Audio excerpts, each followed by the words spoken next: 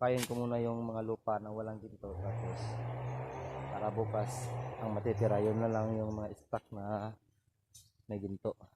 Tara, samahan niyo ko.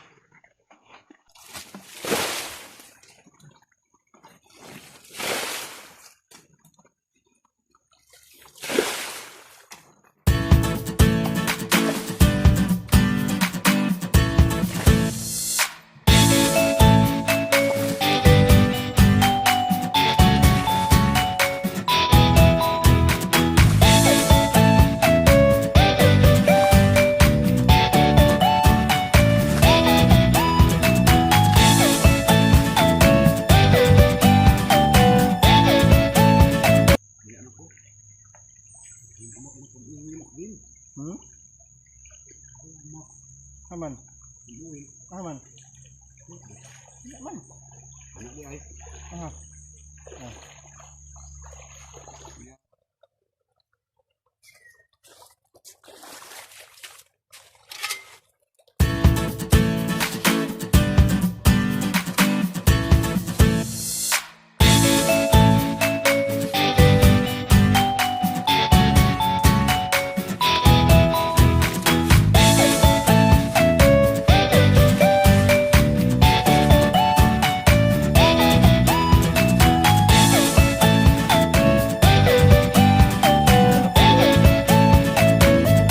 Stock namin yan, doon galing, tapos nilagay dito yan.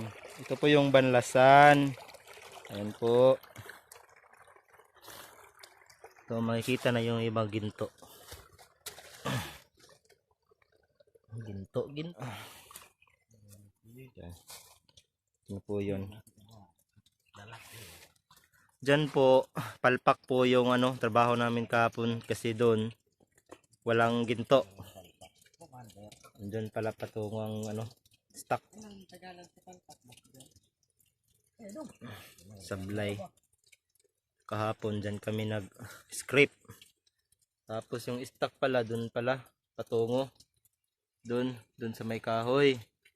Kala namin nandun. Tinambakan na lang namin ng graba. Ito ka na. Yan na po yung binibiling niya.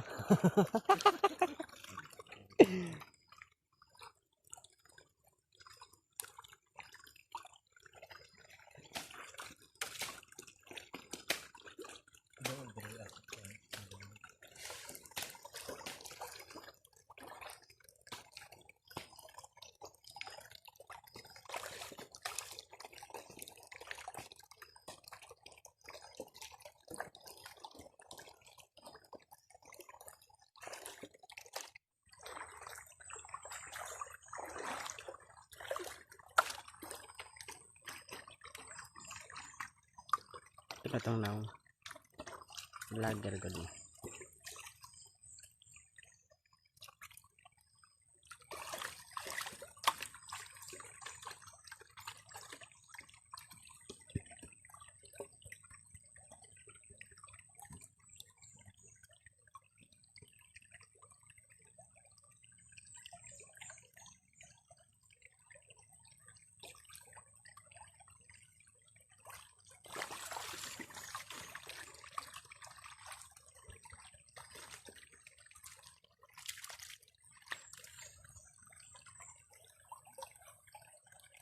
Klaro. Klaro eh. Nagkaan ko lang taon. Tikasan na cellphone.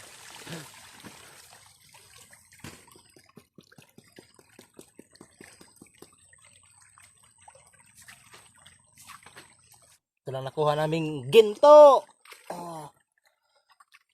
Right? Ito lang. What's up, man? Ngayon guys, nandito na ako ngayon sa bahay ng lola ko. Nakauwi na ako galing dun sa bukid.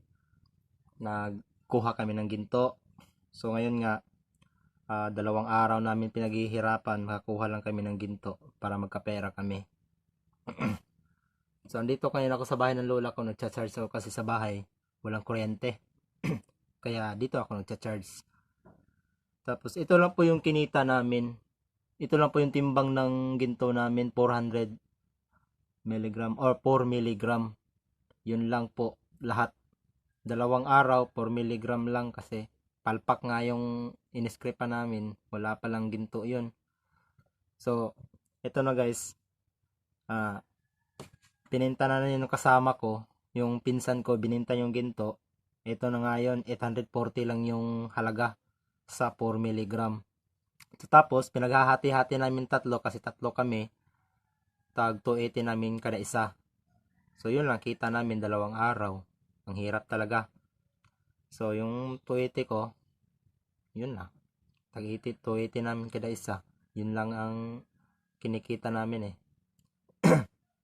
So, salamat nga pala guys, no? Sa panonood ng aking video. Sana may matutunan kayo. Sa susunod, magbablog naman ako kung anong gagawin ko sa buhay. So, share ko lang sa inyo yung karanasan kung paano mamuhay ng ganito nung wala kang trabaho dito sa probinsya. So, anong diskarte sa buhay. So, ako, kontento na ako kasi wala akong ibang hanap buhay. Ganito lang, maghanap ng ginto, kung ano-ano na lang, basta kikita lang. So, ngayon, ito lang talaga yung kinikita namin, 2 araw. So, kontento na rin ako kung anong bigay ng Diyos sa akin. So, pagtsatsagaan na lang. Pabudgetin. Salamat sa panonood ng video guys. Sana magustuhan nyo. Please like and subscribe to my channel. Thank you for watching.